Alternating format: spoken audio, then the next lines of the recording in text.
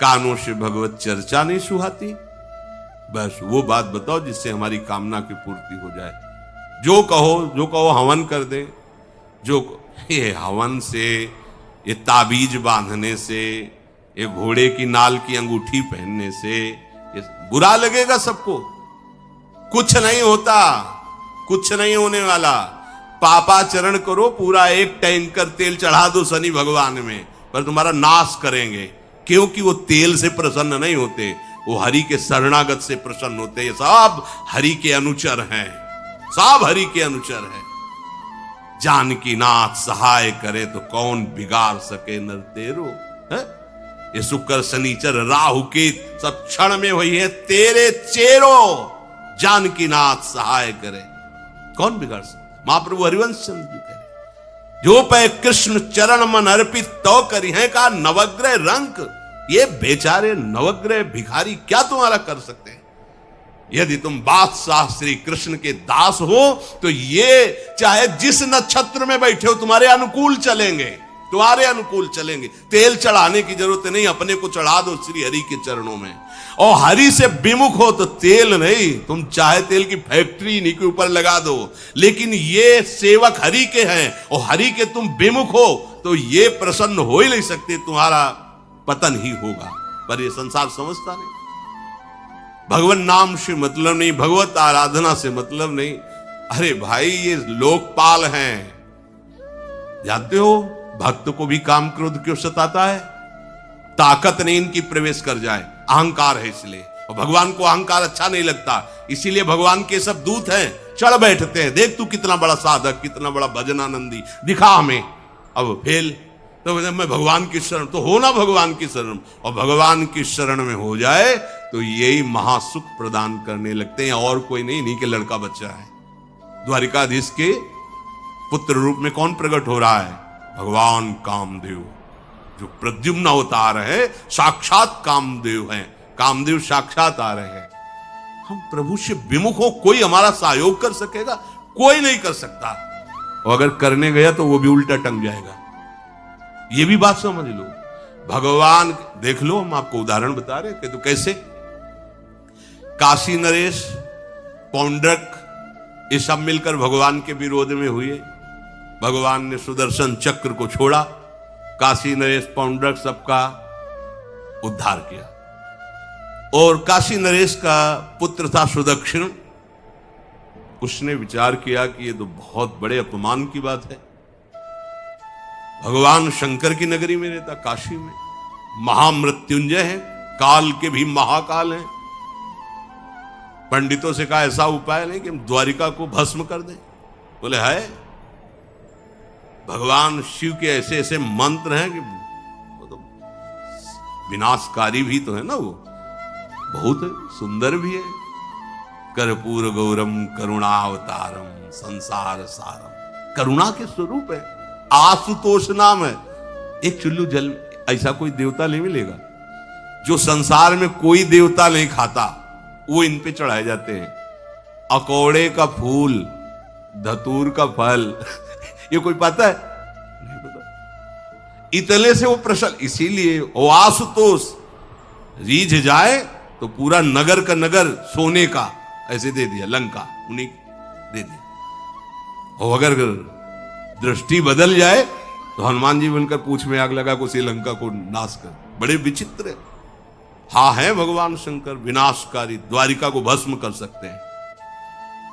आराधना की सुदक्षिण ने, बड़े बड़े विद्वान बुलाए। काशी तो विद्वानों की नगरी, और ब्राह्मणों की विद्वता तभी सार्थक है जब प्रभु में उसका समापन हो। विद्या कौन?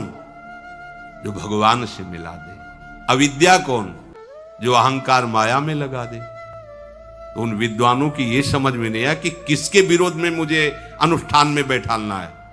बैठ गए, अनुष्ठान शुरू किया। मंत्रों में ताकत तो है ही।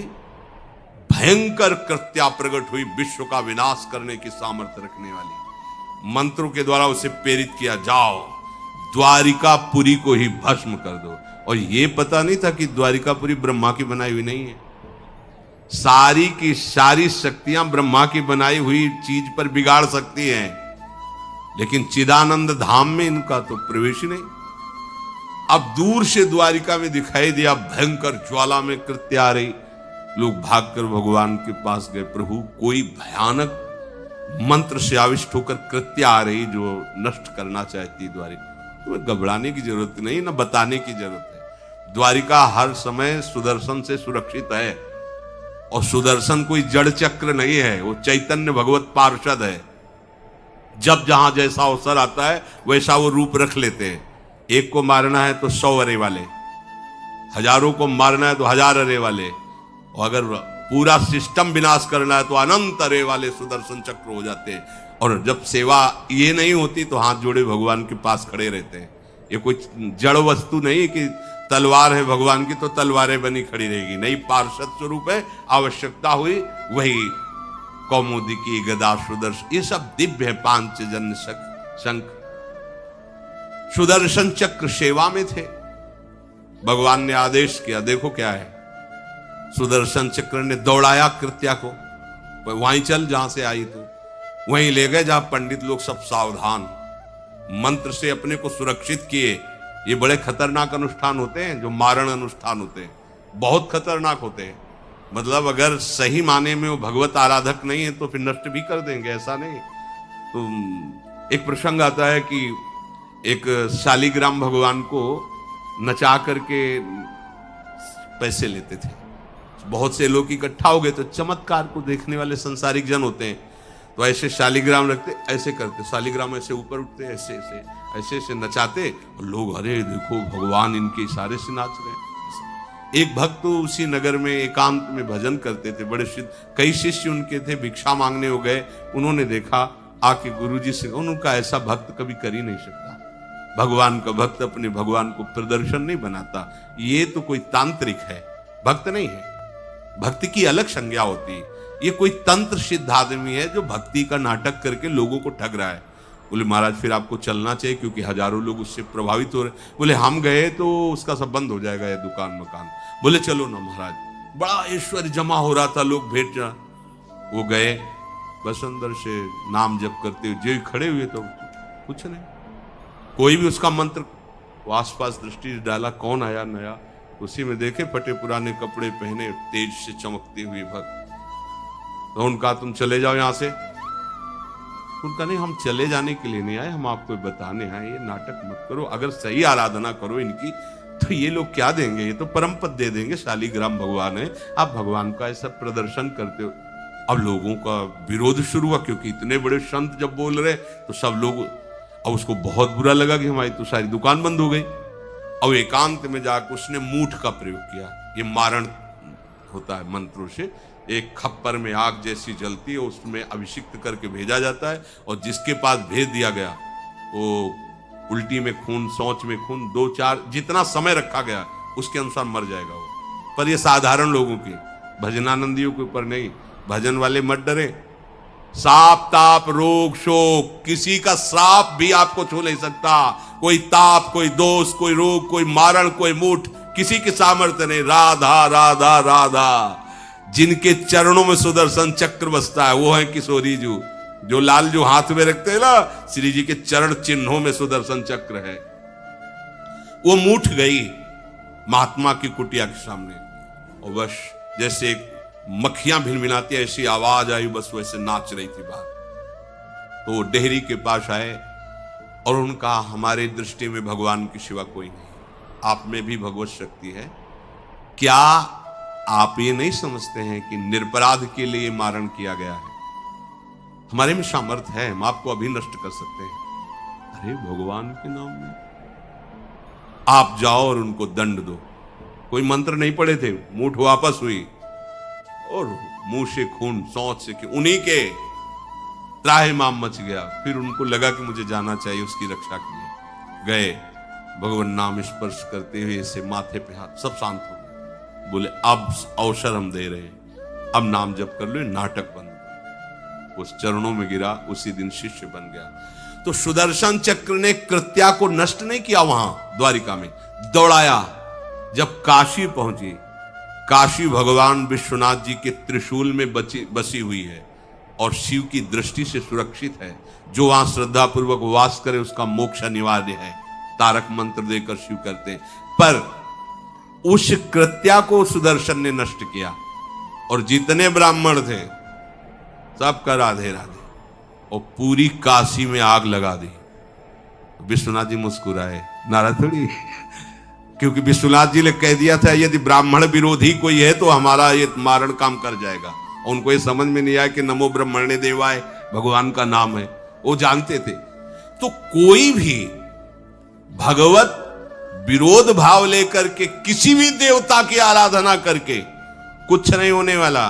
किसी भी देवता, एक तांत्रिक बहुत वो संतों को परेशान करता था, धर्म सम्राट स्वामी श्री करपात्री जी महाराज, ये बहुत पुरानी बात नहीं है।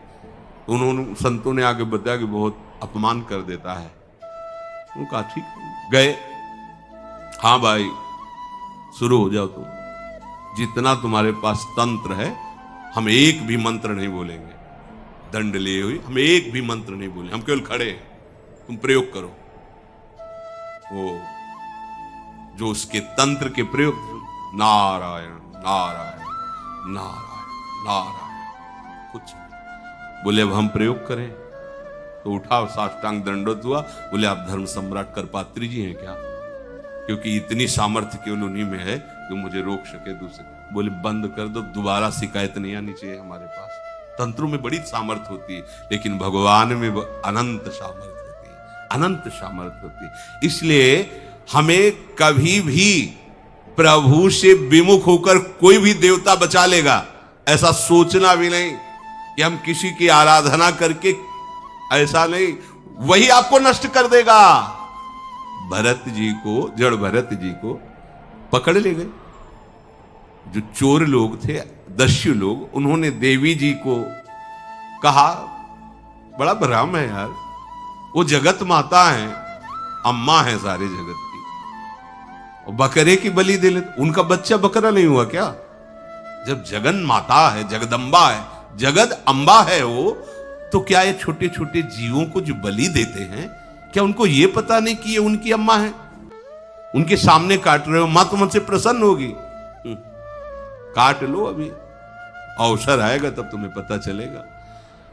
अब वो जो पकड़ के लाया गया था मनुष्य बलि के लिए, तो वो दस्युराज एक बाजार सी लगी थी, उत्सव मनाया गया, उसे कहा गया था जो मनावे सो खाओ।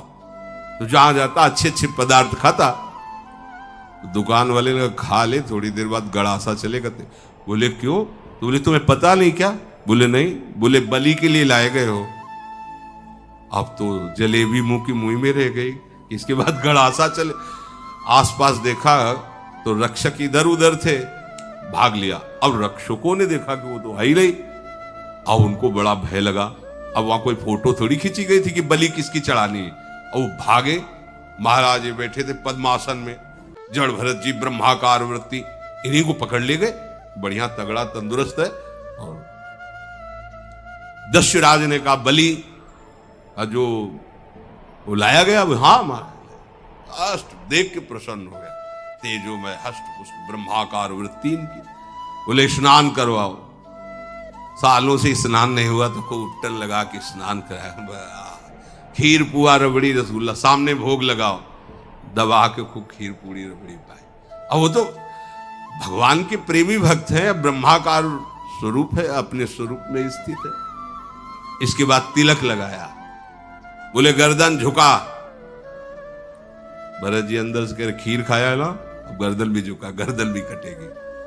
भक्त की गर्दन यदि श्रद्धा से झुके तो ठीक, अगर जबरदस्ती से झुका दिया तो तुम झुकाने लायक नहीं रह जाओगे, भी ध्यान रखना। क्योंकि ये गर्दन अब गर्दन नहीं, ये किसी और की शान बन चुकी है।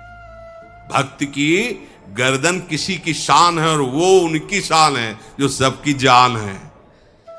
देवी जी की मूर्ति में आग लग गई, दाह शक्ति पैदा हो गई। जे ही जड़ भरत जी का शरीर ऐसे किया, फाड़ करके मूर्ति भद्रकाली प्रकट हो गई। और जो गड़ासा काटने उसी को उठाया, काट काट के उन्हें दस्युराज से लेकर समस्त सांप को काट करके खून की होली खेल दी। भरत जी ने देखा जब कोई काटने वाला नहीं है तो बोले ठीक है अब चलो पचाने के लिए टहलते हैं, थोड़ा खीर पुआ खाया, चल दिए, कोई रोक। देवी जी से एक बार भी लिखा कि मां बड़ी कृपा। जो भगवान का भक्त है वो दूसरे की कृपा भी नहीं मना सकता है। एक बार भी मुड़कर ऐसा प्रसंग नहीं आया कि देवी जी के देख बड़ी रक्षा कर, कुछ नहीं। प्राण जाने पर कोई भय नहीं, रक्षा होने पर किसी की स्तुति नहीं, अपने मंगल विधान।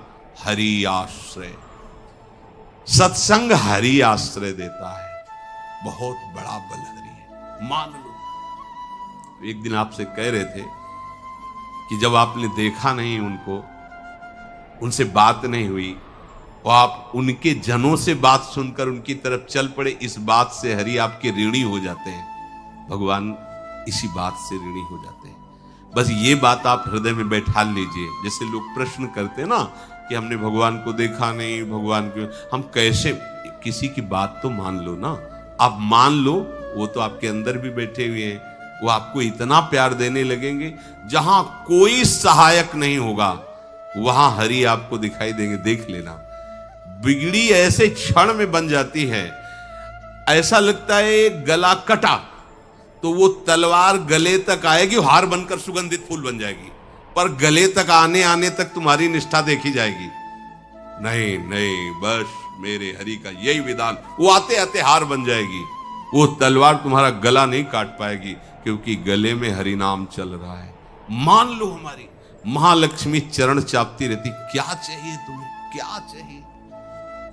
आप सच्ची मानिए, क्या मतलब कितनी मलिनता छा गई। हम इसको मार देंगे तो 2 लाख रुपए मिल जाएंगे, ये कर देंगे तो। अरे भैया, अगर तू हरि नाम जपेगा तो इसकी कीमत नहीं है, कीमत नहीं, अमूल्य वस्तु है। इसके ब्याज में तू कुबेर बन सकता है।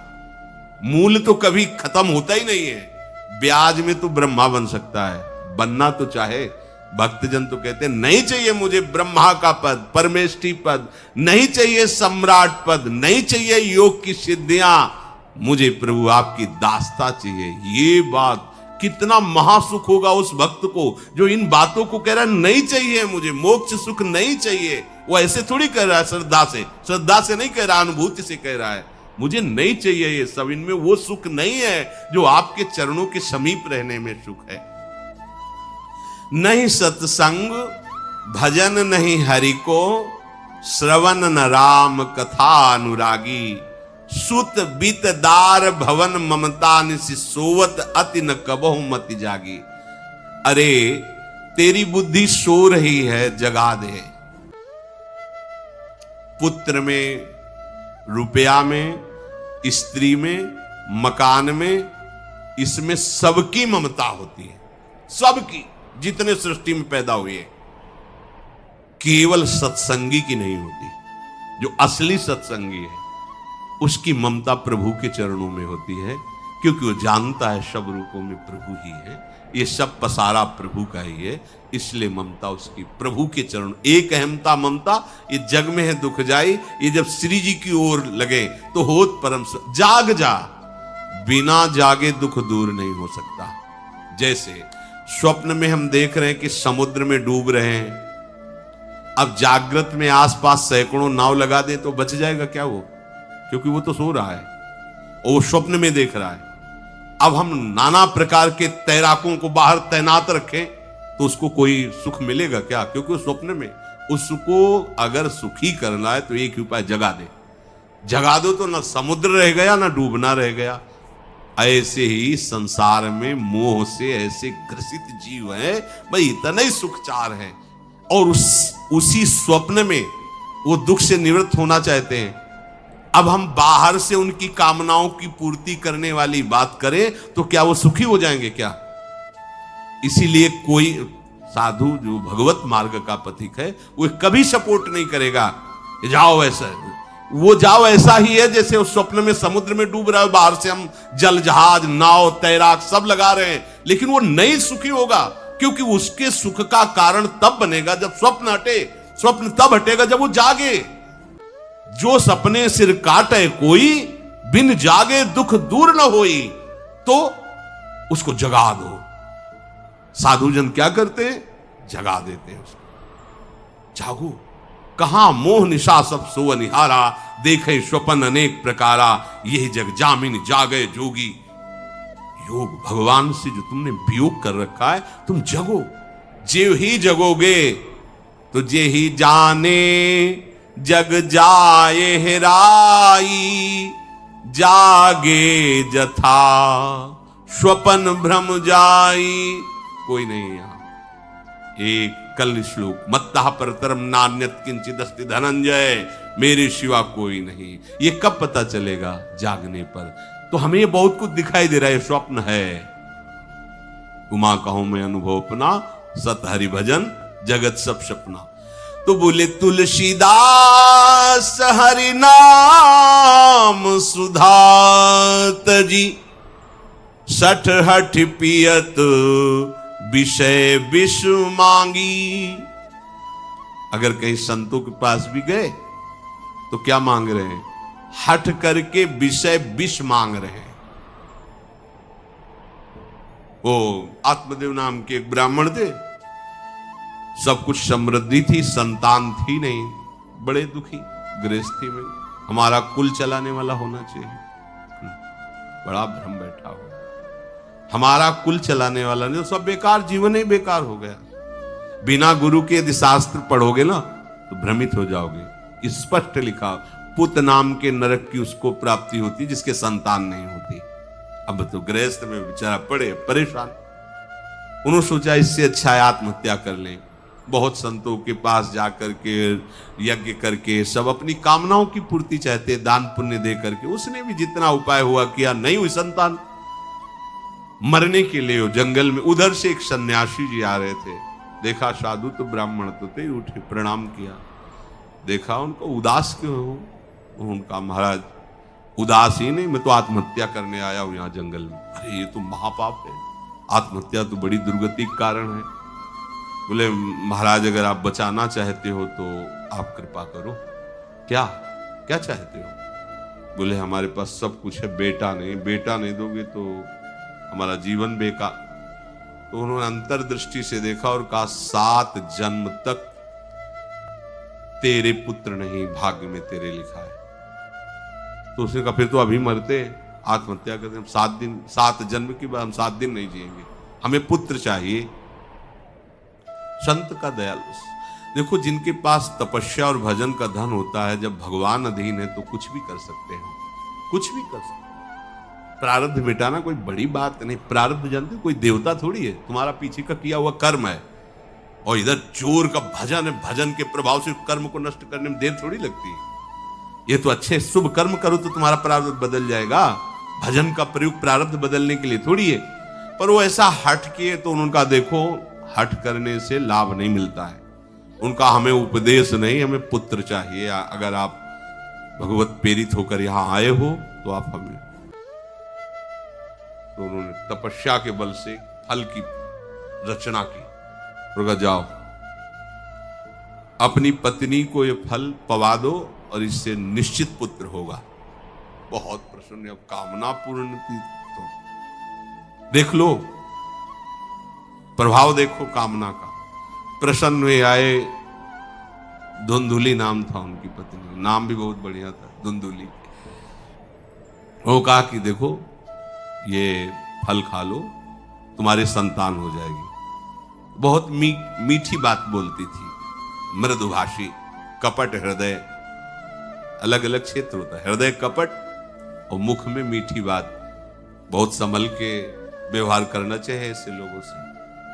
मधुरिया बानी, मीठी, क्या मृदु भाषा। नहीं प्रीतम, आप चिंता मत करो, फल ऐसे थोड़ी खाया जाता है, नहा धो के पवित्र होके फिर। हाँ उनका ये बात, तो आप अपने काम में लगो, हम पा लेंगे ऐसा। अब आपको विश्वास है ना? बोले विश्वास तो है, इसमें क्या विश्वास, आप भी तो चाहती ना पुत्र हो। बोले हाँ। वो जो ही गए सो अपनी बहन को बुलाया और कहा सुनो, अभी तो हम 4-5 रोटी कढ़ी चावल सब पा लेते हैं, पूड़ी खीर पुआ। गर्भ रहेगा तो पेट तो उसी से भरा रहेगा, तो हमारा भोजन रुक जाएगा। तो हाँ ये तो बात है। जब पेट बढ़ेगा, अगर घर में आग लग गई तो फिर हम भाग नहीं पाएंगे, तो हम जल जाएंगे। ये निगेटिव सोच वाले लेते। और पंडित जी तो इसी बात में लगे कि गर्भ रह जाए तो क्या करें। तुम्हारा हम खाएंगे तो है नहीं, पक्की बात, पर करे तो क्या करे, पंडित जी को कैसे समझो। उनका देखो एक बात है, हमारे गर्भ है, हमारे कई लड़के हो चुके हो, गरीबी है ही है हमारे यहाँ, तुम कुछ पैसा दे देना और ये नाटक करना कि मैं गर्भवती हूं, बच्चा समय होने पर हम पहुंचा देंगे, हम घोषित कर देंगे हमारा बच्चा मर गया।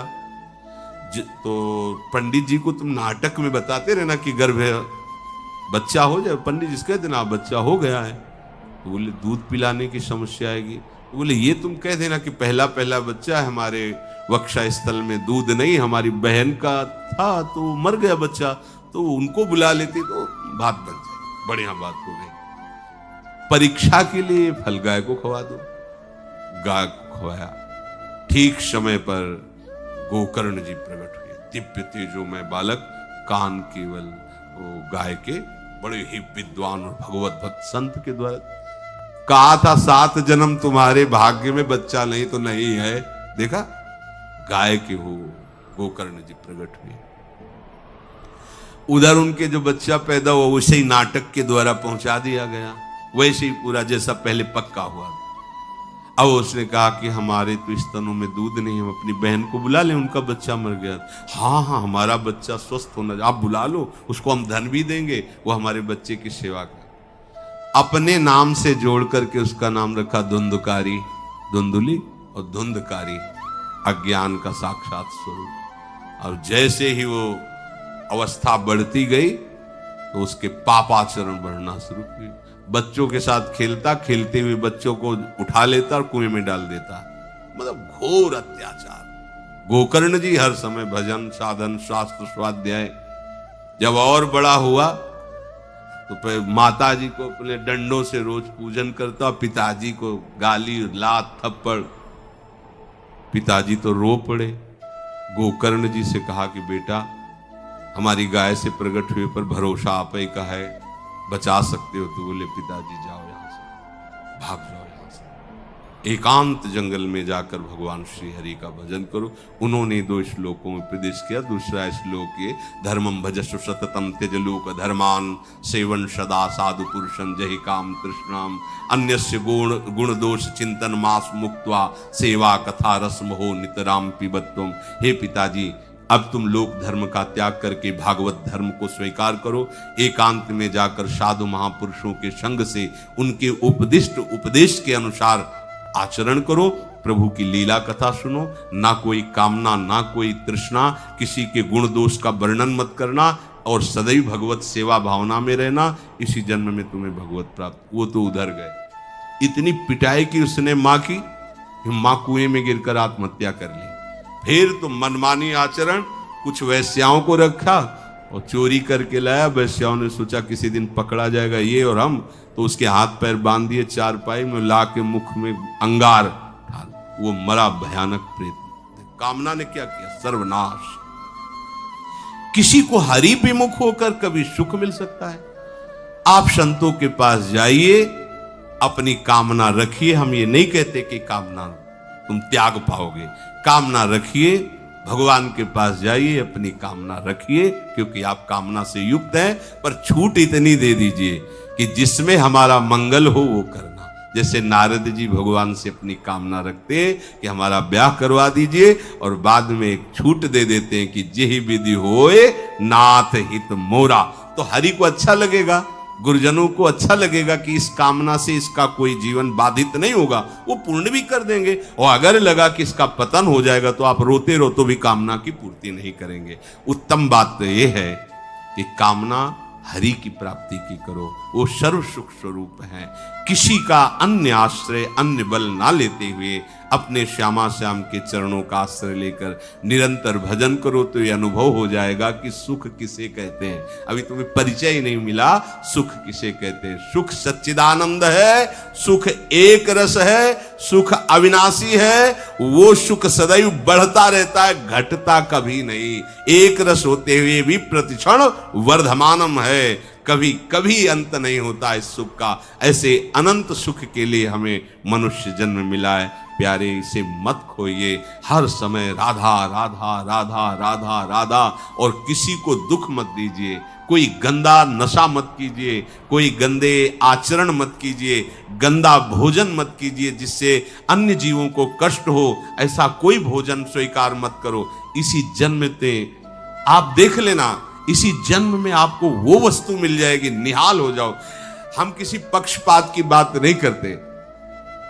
अगर इस छाती को बचपन से अभी तक ऐसा, तो हम कह देते कि भाई आगे कुछ भी हो, कोई भी हमारी गलती हो, हम ये मान सकते हैं, पर हमें ये पता चला कि बचपन से आज तक जलता ही रहा, कभी शांति नहीं मिली, भागता ही रहा पर कभी विश्राम नहीं मिला। हम ये आपको कह रहे हैं कि जैसा प्यार प्रभु वैसा अन्यत्र कहीं कभी कहीं नहीं मिला, और प्रभु के प्यार का मूर्तिमान स्वरूप हमारी प्यारी जू निहाल कर दिया प्रभु ने। प्यारी जू के चरणों का आश्रय और उनका परिचय देकर पूछो, बस यहां वाणी मौन हो जाती है। प्यारी जू तो प्यारी जू, और हम ही नहीं, आप सब महाभाग्यशाली है। वृंदावन आए, राधा किशोरी जू के घर में आए और उनकी चर्चा सुन रहे हैं, उनके सिद्धांत सुन रहे हैं। कहीं ना कहीं आपके अंदर उनकी तरफ बढ़ने की इच्छा भी है, ये बहुत बड़ी बात है। बस इस इच्छा को, इस आशा को इतना बढ़ा लो कि कोई इच्छा न रह जाए, कोई आशा न रह जाए, हर समय निरंतर नाम। कल डायलिसिस में बड़े बड़े विचार करें तो हो कितने कृपालु भगवान है, कृपा करके उन्होंने मार्ग दे दिया। नहीं, मार्ग नहीं मिलता, मार्ग नहीं मिलता। पूरा जीवन ऐसे ही गफलत में निकल जाता है। हम तुम्हें शक्तिपात करते हैं, अरे राम राम बोलो, कृष्ण कृष्ण बोलो, राधा राधा बोलो, इससे बड़ी शक्ति कुछ नहीं। तुम्हें किसी के आंख में आंख मिला के शक्ति लेने वाली बात नहीं है। राधा लिखो, उसी का ध्यान करो, उससे देखो तुम्हारे अंदर कितना पावर आता है। वो है पावर। यहां मरण धर्मा शरीरों में शक्तिपात, इनमें शक्तिपात। अरे दिव्य चिदानंद शक्ति हृदय में बैठा है भगवान, तुम्हारी दृष्टि गई वहां? अरे तू खुद चिदानंद स्वरूप है, तेरी अपने में दृष्टि गई, भागा घूम रहा है, माया घूम रहा है, पागल आदमी, पागल, कोई मुझे सुखी कर दे। अरे सुख तेरा स्वरूप है, तेरे अंतर में, कहां भागा घूम रहा है? कौन सुखी करेगा? जिसको तू समझता है सुखी कर देगा, वो खुद सुख से बाहर है। सुख क्या क्षेत्र है, समझ में नहीं आता। बुरा लगेगा, बात समझ लो। किसी का आशीर्वाद, किसी का शक्तिपात, किसी का कुछ तुम्हारा बना नहीं सकता। बन जाए तो हमें बता देना करके। तुम क्या प्रयास करोगे? जिन्होंने जीवन में प्रयास किया है उसको जब तब समझ में है कि ये तो भगवान कह रहे हैं, अर्जुन अपने आप अपना उद्धार कर। सामने खड़े हैं भगवान। बात समझ में नहीं आ रही? तुम्हारा कोई उद्धार कर देगा, तुम्हारा कोई कल्याण कर देगा, किसी का आशीर्वाद तुम्हारा मंगल कर देगा, भूल जाना है सब बातें। कृष्ण कृष्ण कहो, राधा राधा कहो, किसी के आशीर्वाद की जरूरत नहीं। इस राधा नाम से जो शक्ति तुम्हारे अंदर आएगी वो ऐसी चिदानंदमयी होगी, किसी के सहयोग की जरूरत। तुम्हें शक्ति चाहिए, हम कह रहे हैं ऐसा करके देखो, ना मिले तो हमें बताना आके। कोई गंदा भोजन मत करना, पराई बहन बेटियों के प्रति दोष दृष्टि बेविचार मत करना, मांस मत खाना, जुआ मत खेलना, चोरी मत करना, और लिखो सामने राधा नाम, और भावना करो कि राधा नाम से तेज निकल करके हमारे आंखों में समा रहा है, हमारे हृदय में समा रहा है। आप देखो, अनुभव करके देखो, हम आपको बताते रहे। करो, गंदे आचरण करो, पापाचरण करो, तुम्हें कोई शक्ति पा दो। सर्वशक्तिमान भगवान यहां छाती में बैठे, यहां बैठे, कुछ नहीं बन पा रहा है। तुम जब तक उनका चिंतन नहीं करोगे तब तक कुछ है। तुम्हारे अंदर इतनी शक्ति है कि महान शक्ति का दाता भगवान अधीन हो जाएगा। कहां मारे घूम रहे हो? किसके सामने मारे घूम रहे हो? समझो, समझो तुम क्या हो, पहले समझो। तुम भगवान के अंश हो। अब तुम्हें कोई शक्ति नहीं दे सकता, क्योंकि तुम स्वयं शक्ति स्वरूप हो। तुम अपनी शक्ति को पहचान ही नहीं, भगवान के बच्चे हो तुम। तुम्हें किसी से भीख मांगने की जरूरत है? बस भूल गए अपने स्वरूपों को। ये व्यवहार है, हाथ रखना, प्रणाम करना, नमस्कार करना, ये एक व्यवहार है। परमार्थ है हृदय देश में भगवान का चिंतन करना। ये बात कम समझ में आएगी, क्योंकि आजकल लोगों को स्वयं में साधना करने की बात नहीं आती। तुम जंतुर बना दो, 5 लाख का घोषित कर दो, 5 लाख आ जाएंगे और उनको विश्वास दिला दो कि इस जंतुर से तुम्हारा शनिचर नष्ट हो जाएगा और बढ़िया रुपया आने लगेगा, अलवा भी भीड़ लग जाएगी। और राधा राधा बोलो, नहीं समझ में आएगा। जिससे वास्तविक तुम मंगल स्वरूप हो जाओगे, तुम्हारा मंगल हो जाएगा नहीं, तुम मंगल स्वरूप हो जाओगे, तुम मंगल करने वाले बन जाओगे, तुम सुख देने वाले बन जाओगे। पर समझ में नहीं आता, सत्य मार्ग किसी की समझ में नहीं आता। कोई बिरला ही होता है सत्य मार्ग पर चल दे। आप लिखो अपने सामने राधा और ऐसा भावना करो और हमें बताना। आप यह माइक से कह रहे हैं, बताना आप आके कि आपको क्या अनुभव हो रहा है। अगर आप बुरे आचरण करोगे तो हम फिर नहीं बात कहते। आप जैसे करें वैसे चलो, सालों की बात नहीं करें, कुछ दिनों में आपको आभास होने लगेगा कि मेरे अंदर क्या आ रहा है। बस लिखो सामने राधा नाम और भावना करो कि जैसे सूर्य तेजों में किरणें फेंकता है, ऐसे राधा नाम से किरणें आ रही और हमारे अंदर सामर्थ्य बढ़ रही। भावना करो तो आपको अनुभव में आने लगेगा। सत्य वस्तु की तरफ चलो, सत्य मार्ग की तरफ चलो, भ्रम में मत भटको। ये बड़ा भ्रम फैला रहा है कलयुग। प्रभु के नाम से, प्रभु के रूप से, प्रभु के धाम से, प्रभु की लीला से, प्रभु से बिलक करके आज तक किसी का सुख हुआ हो तो बता देना। धन उठ के पास जाएंगे, आशीर्वाद दे देगा, अमुक मंत्र में दे देगा, उससे धन मिल जाएगा। काहे परेशान। लक्ष्मी जिनके चरणों को सहलाती रहती वो श्री हरि है। जो इच्छा करी हो मन माही, हरि प्रसाद कुछ दुर्लभ नाही। आप शुरू तो करो भगवान नाम जप करना, फिर उसका प्रभाव देखो।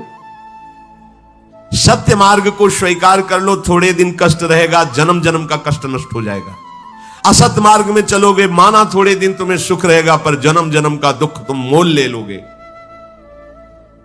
एकमात्र श्री हरि के सिवा कोई तुम्हें सुखी नहीं कर सकता। भ्रम में मत रहना, बात मान लो, हाथ जोड़ के प्रार्थना करते हैं।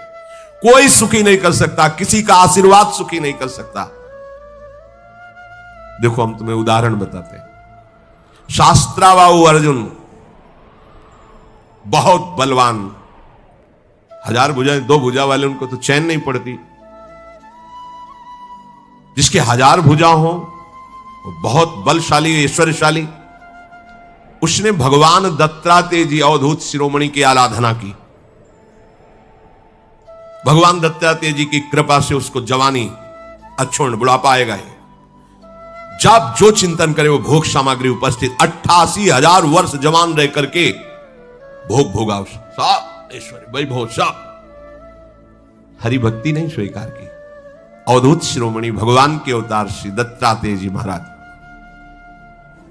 अनुसुईया जी के सतीत्व के बल से प्रकट हुए भगवान के अवतार हैं दत्तात्रेय जी। ना उसने नाम जप करना, ना भगवान की आराधना करना, केवल ऐसे महापुरुष का आश्रय लेकर उनसे सिद्धियां और भोग सामग्री और लौकिकता मांगी। उस लौकिकता का घमंड ऐसा बढ़ा कि ऐसा महत अपराध कर दिया जो कभी नहीं करना चाहिए। ध्यानस्थ बैठे हुए जमदग्नि जी और उनके साथ अभद्र व्यवहार करके गला उतार लिया। इतना बड़ा यह अपराध है, इसी अपराध का दंड पूरे विश्व को भोगना पड़ा।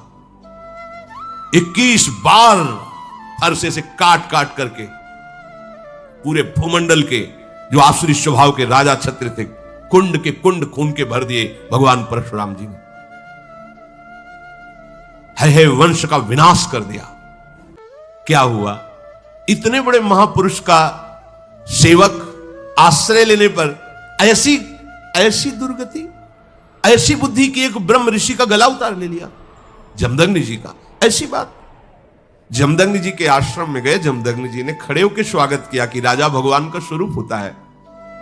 अब अपनी सेना के साथ थे तो गाय, दिव्य गाय थी, कामधेनु स्वरूपा। बस आदेश कर दिया कि स्वागत किया जाए। सेवक प्रकट हो गए, सामग्री प्रकट हो गई गौ से और पूरी।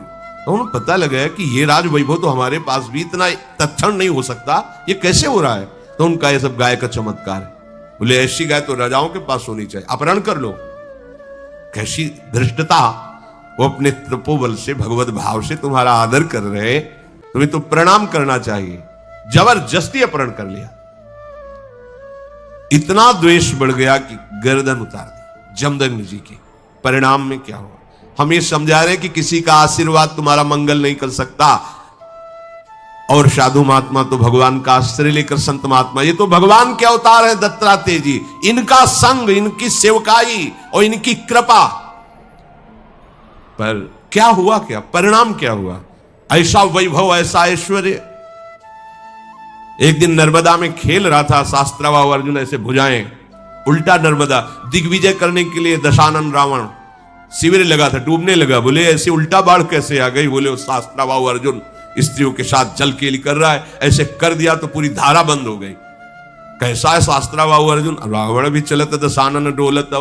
सामने गए तो जैसे कोई खिलौने को पकड़ ले, ऐसे पकड़ लिया, रावण को घुड़साल में जाके बंदी बना के डाल दिया। दिग्विजय करने पुलस्त्य ऋषि आए, प्रार्थना की, तब शास्त्राबाहु अर्जुन ने उसे छोड़। इतना बलशाली। परिणाम क्या हुआ? अगर आप लोगों को लगता है किसी के हाथ रखने से, किसी के आशीर्वाद से कुछ काम बन जाता है, भूल मत करना। राधा राधा राधा राधा सब बात बन जाएगी, संशय मत करना। भजन ना करने पर संत महापुरुषों की कृपा भी होगी तो उसका परिणाम क्या होता देख लो ना आप। और अगर भजन कर रहे हो तो वास्तविक संत महापुरुष की कृपा के अधिकारी बन जाओगे। आशीर्वाद मांगने की जरूरत नहीं है। इतने अव्यक्त महापुरुष हैं, वो अपने आप आपको निहाल कर देंगे। मान लो कहीं से भी प्रकट हो जाए, कहीं से भी। यह दिव्यता का अनुभव तभी होता है जब आश्रित होकर भजन करोगे तो बड़े बड़े दिव्य महापुरुष आने लगते हैं और अपना परिचय बताते हैं। मैं अमुक ऋषि हूं, मुझे अमुक नाम से संबोधन किया जाता है, आप ऐसा करो, आप ये जपो, आप ये सावधानी रखो, वो सब बता जाते हैं। आशीर्वाद मांगने की जरूरत नहीं, करना आपको पड़ेगा भजन। भजन से ही बात बनेगी। मेरी प्रार्थना मान लो, ये भागना दौड़ना बंद करो कि कोई आपको दुख से निवृत्ति दिला देगा। किसी की भी ताकत नहीं दुख से निवृत्ति तुम्हें दिला सके। एकमात्र गरज कर कहते हैं कि भगवान नाम में ताकत है, भागने की जरूरत नहीं। सदा सदा के लिए दुख का नाश हो जाएगा। करो, जब करो। जब ऐसी बात करो तो फिर प्रश्न आते हैं कि भजन में मन नहीं लगता और सेवा में रुचि नहीं है, तो नरक की तैयारी कर लो भैया। सीधी बात है, मुंह चुपरी बात नहीं।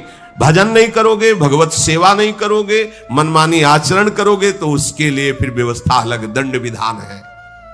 आपको भजन करना पड़ेगा, आपको सुधरना पड़ेगा। कोई नहीं सुधार सकता। तुम्हारे हृदय में भगवान बैठे फिर भी तुम दीन दुखी और दुख पा रहे हो ना, तो किसका और तुम सहारा लेना चाहते हो? जब भगवान बैठे हैं हृदय में फिर भी तुम्हारा मंगल नहीं है, फिर भी आनंद नहीं है, तो उसमें कमी क्या है? तहां वेदस कारण राखा, भजन प्रभाव संत श्रुति भाग। भजन भजन, राधा राधा राधा राधा राधा, देख लो करके आप करो तो यही तिजोरी खुल जाएगी, यही हृदय में ही। ऐसी संपत्ति है प्यारे, निहाल हो जाओ। ये कोई संपत्ति है बाहर की? अरे अभी तो तुम्हें संपत्ति का परिचय ही नहीं मिला है। ये संपत्ति है कूड़ा करकट, इसे संपत्ति समझते हो? संपत्ति जब खुलेगी तो नाच पड़ोगे। अभी तिजोरी में चाबी लगाओ नाम की, राधा राधा राधा। जब परम धन खुलेगा हृदय से, निहाल हो जाओगे। सतरति सतरति सा लोकांतारयति। विश्वास करो, अपना घर श्री वृंदावन धाम है। प्रिया प्रीतम हमारे स्वामी हैं, उनसे बिछुड़ गए, संसार में भटक गए, अब फिर हमें जगाया जा रहा है। सो मत, जगो और अपने घर आओ। जन्म जन्म की थकान मिट जाएगी जिस समय लाडली लाल अपने चरणों में हमें पड़ा देखकर उठाएंगे ना। जन्म जन्म की थकान, और इनके बिना थकान मिटने वाली नहीं। कहीं भी भजन के बिना विश्वास कर लीजिए, कहीं भी जाओ, कहीं भी। बचपन से घूम रहा हूं, ये तो अभी श्रीधाम वृंदावन की अखंड कृपा हुई है तो वास, नहीं तो भ्रमण, जल प्रवाह की तरह जीवन भ्रमण युक्त रहा है। शांति यहां मिली है, यहां कहीं शांति नहीं, छाती में शांति है। यही चिंतन करो भगवान का तो शांत हो जाओगे। बाहर कहीं भी जाओ, अगर यहां से अशांत हो तो कहीं शांत नहीं होगे। और यहां शांति है तो जहां तुम अशांति समझते हो वहां चलो और देखो, भला अशांति छू जाए तो कहना। और यहां अशांत है तो जहां शांति समझते हो चलो, देखो शांति का अनुभव हो तो बताना। नहीं, सारा खेल यहां का है। हृदय ही हमारा अशांत है, हृदय ही हमारा शांत है। ये हमारे हाथ की बात है। अगर अशांति का चिंतन करोगे तो अशांत रहोगे, शांति का चिंतन करोगे तो शांत रहोगे। शांत है प्रभु शांताकारम, अशांत है संसार। संसार का चिंतन करने वाला अशांत, तो अशांतस्य कुतः सुखम, अशांत को सुख का अनुभव कहां हो सकता है? सावधान। प्रभु आगे के श्लोक में कह रहे हैं, शास्त्र युग पर्यंत महर्यद ब्रह्मणो विदुः रात्रिम युग शास्त्रांताम तेहो रात्र विदो जनाः। जो मनुष्य ब्रह्मा के 1000 चतुर्युगी वाले एक दिन को और 1000 चतुर्युगी वाली एक रात्रि को जानते हुए मनुष्य ब्रह्मा के दिन और रात्र को जानने वाले कहे गए हैं। ये जानने के लिए इसलिए भगवान संबोधन कर रहे हैं कि ब्रह्मा की भी एक सीमित आयु है, इसके बाद वहां भी सब नष्ट हो जाएगा, ब्रह्मलोक भी नष्ट हो जाएगा, ब्रह्मा भी अंतर्ध्यान हो जाएंगे। ये जानने का तात्पर्य कि सब नाशवान, थोड़ा ज्यादा उम्र उनकी है, अपनी थोड़ा कम है। 1000 चतुर्युगी वाली एक रात्र, 1000 चतुर्युगी वाला एक दिन ब्रह्मा का कहा जाता है। समय का यहां वर्णन करते हैं, परमाणु सबसे छोटा हिस्सा परमाणु। जब 2 परमाणु मिलते हैं तो उसे एक अणु कहते हैं, और जब 3 अणु, समझो, जब 2 परमाणु मिलते हैं तो एक अणु कहते हैं, और जब ऐसे 3 अणु मिलते हैं तो उसे त्रिश्रेणु कहते हैं। जो झरोखे में सूर्य की किरण आ रही हो उसमें देखो छोटे छोटे उड़ते दिखाई देते हैं, उसे कहते हैं त्रिश्रेणु। और जो 3 त्रिश्रेणुओं के पार करने में सूर्य जितना समय लगाते हैं उसे त्रुटि कहते हैं। छोटी छोटी जो, तो कितना समय, बहुत त्रुटि माने बहुत थोड़ा समय। शुरू हुआ है परमाणु से, अत्यंत सूक्ष्म। 100 त्रुटियों का एक वेद, 3 वेदों का एक लव, 3 लवों का एक निमेष, ये 3 लवों का एक ये निमेष हो गया, और 3 निमेष का एक क्षण, 5 क्षण की एक काष्ठा, 15 काष्ठाओं का एक लघु, 15 लघुओं की एक नाड़िका, 6 नाड़िकाओं का एक प्रहर, और 8 प्रहरों का एक दिन रात होता है मनुष्य का। 8 प्रहर का एक दिन रात, 15 दिन रातों का एक पक्ष होता है, कृष्ण पक्ष शुक्ल पक्ष, दोनों पक्षों का एक मास होता है, और 6 मासों का एक अयन, उत्तरायण दक्षिणायन, और दोनों अयनों का एक वर्ष होता है। ये हमारी आयु का, समय का वर्णन किया गया है। एक मनुष्य के जो वर्ष व्यतीत होते हैं, एक वर्ष, उसमें देवताओं की एक दिन रात्रि होती है। हमारे एक वर्ष, उनके एक दिन एक रात्रि, उत्तरायण दिन और दक्षिणायन रात्रि होती है, 6-6 महीना। हमारी जो दिन रात्रि है उसकी क्या गणना है, सोचो। हमारा साल व्यतीत हुआ तब उनकी एक दिन रात्रि होती देवताओं की। मनुष्यों के 6 महीनों का उत्तरायण देवताओं का दिन और 6 महीनों का दक्षिणायन देवताओं की रात है। इस तरह देवताओं के समय का परिमाण मनुष्यों के समय के परिणाम से 360 गुना अधिक माना जाता है, 360 गुना। इस हिसाब से मनुष्यों का एक वर्ष, देवताओं की एक दिन रात, मनुष्यों के 30 वर्ष, देवताओं का एक महीना, और मनुष्यों के 360 वर्ष, देवताओं का एक वर्ष। 3-4 बार जन्म हो जाएंगे देवताओं के एक वर्ष में, अपने 3-4 बार जन्म हो जाए, 360 वर्ष। 80 में राधे राधे, बहुत जब ज्यादा 90 पर, कोई बिरला 100। मनुष्य के सतयुग, त्रेता, द्वापर और कलयुग, ये 4 युग बीत जाने पर देवताओं का एक युग होता है। 4 युग अपने बीते तब देवताओं का एक युग होता है। मनुष्यों के सतयुग के 17,28,000, त्रेता के 12,96,000, द्वापर के 8,64,000 और कलयुग के 4,32,000, ऐसे कुल 43,20,000 वर्ष बीत जाने पर देवताओं का एक युग होता है। इसे चतुर्युगी कहते हैं, सतयुग, त्रेता, द्वापर, कलयुग। मनुष्यों और देवताओं के समय का परिमाण तो सूर्य से होता है, पर ब्रह्मा जी के दिन रात का परिमाण देवताओं के युग से होता है। देवताओं के 1000 युगों का मनुष्यों के हिसाब से 4 अरब 32 करोड़ वर्ष ब्रह्मा जी का एक दिन माना गया है। 4 अरब 32 करोड़ वर्ष मनुष्यों के ब्रह्मा जी का एक दिन होता है। 4 अरब 32 करोड़ वर्ष मनुष्यों के ब्रह्मा जी की एक रात्रि होती है। यह है मच्छर की तरीके है ना अपने लोग, जैसे मच्छर अपने सामने जन्मा हमारा, ऐसे ब्रह्मा जी के सामने कितने जन्म बतावें। 4 अरब 32 करोड़ वर्ष का एक दिन है ब्रह्मा जी का। हम कितने बार मरते जीते होंगे उनके दिन भर में, और रात भी इतनी बड़ी है। ब्रह्मा जी के इसी दिन को सर्ग या कल्प कहते हैं, रात को प्रलय कहते हैं। ऐसे 100 वर्ष की आयु ब्रह्मा जी की है। ब्रह्मा जी को भी पधारना पड़ेगा, ब्रह्मलोक भी भस्म हो जाएगा, नष्ट हो जाएगा, बचा क्या। जैसे हमें तुम्हें 100 वर्ष की, 80 वर्ष की, 80 वर्ष, अरे 50-60 व्यतीत हो गए, कुछ पता ही नहीं चल रहा। 50-60 वर्ष ऐसे व्यतीत हो गए, अब पता नहीं अगले कितना समय है कि नहीं। ऐसे ब्रह्मा जी को भी पता नहीं चलता। दुकान फैलाते फैलाते शाम हो जाती है, समेटते समेटते रात खत्म हो जाती, फिर दुकान फैलाओ, यही है चल रहा है। ब्रह्मा जी का काम कैसा है, जैसे एक दुकानदार पूरी दुकान फैला दी, अब फैलाते फैलाते समय लगा, कुछ समय क्रय विक्रय, फिर समेटना शुरू कर दिया, शाम आ गई, फिर समेट लिया, ऐसे रोज करते रहते हैं। पर उनका रोज 4 अरब 32 करोड़ वर्ष का एक दिन है। ज्यादा खास नहीं उनको लगता, अपने को लगता है।